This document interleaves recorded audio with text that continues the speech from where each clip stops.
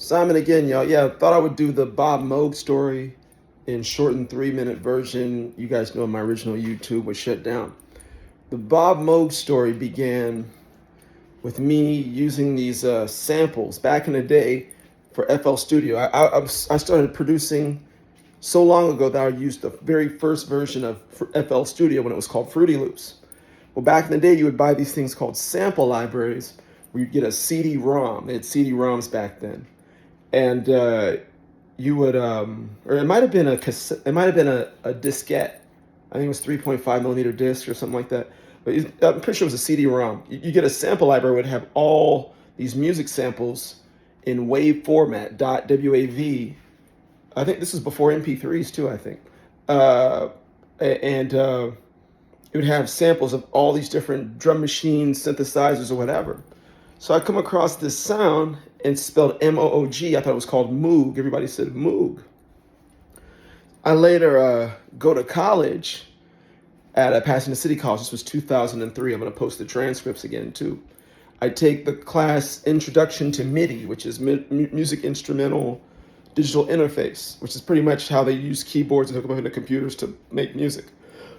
The teacher teaches me about the synth giant legend, Robert Moog, who he kind of knew, met before, personally, whatever, and said, this guy makes the best sense. I recognize the name and go, oh, that's who he's talking about. So I called the guy who I know who supplies me with my music equipment. It was Pro Sound and Stage Lighting in Orange County. The guy goes, yeah, we can get you a Moog synth, but you got to come out here. So I get on the bus from Pasadena and go all the way to Orange County, 3-hour bus ride. I get there, run the charge for the car. They said it's going to take some time to get it. I guess they have to actually make the synth. It took anywhere from 1 to 3 months. I get on the bus, go all the way back to Pasadena, another 3-hour bus ride. He calls me, ready to pick up the synth. I get back on the bus, maybe a month to 3 months later, go all the way to Orange County, another 3 hours. So we're talking anywhere from 8 to 9 hours of bus riding time. I get the synth. I say, now I will pay for a cab.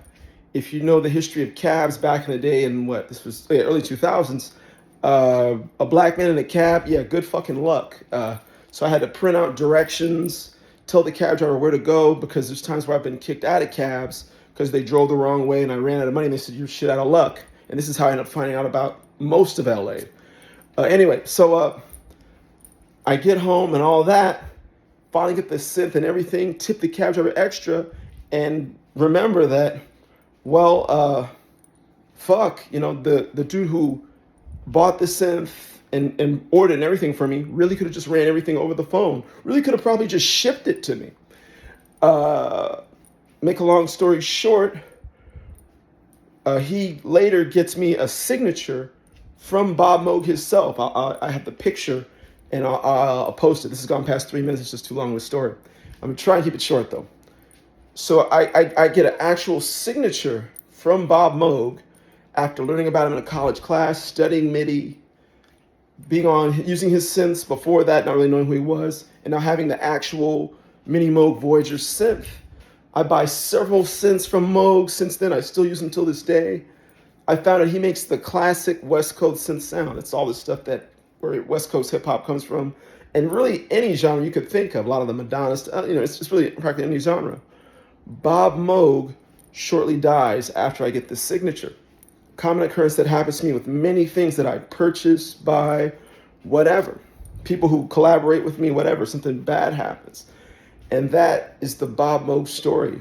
The epitome of racism. Studying a person in college, not even really knowing who he was, but respecting him for his craft. It didn't matter to me that he was actually white. I just liked the fact that he made this sound that was foundational to hip hop.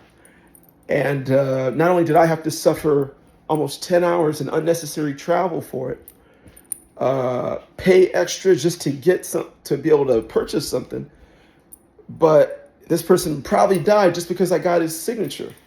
And, so it was just the complete epitome of racism. It was like, there's really nothing I could do to save a person's life because I own one of their products and I didn't even know who they were. Anyway, but in short, that is the Bob Moog story. I'll post the transcripts.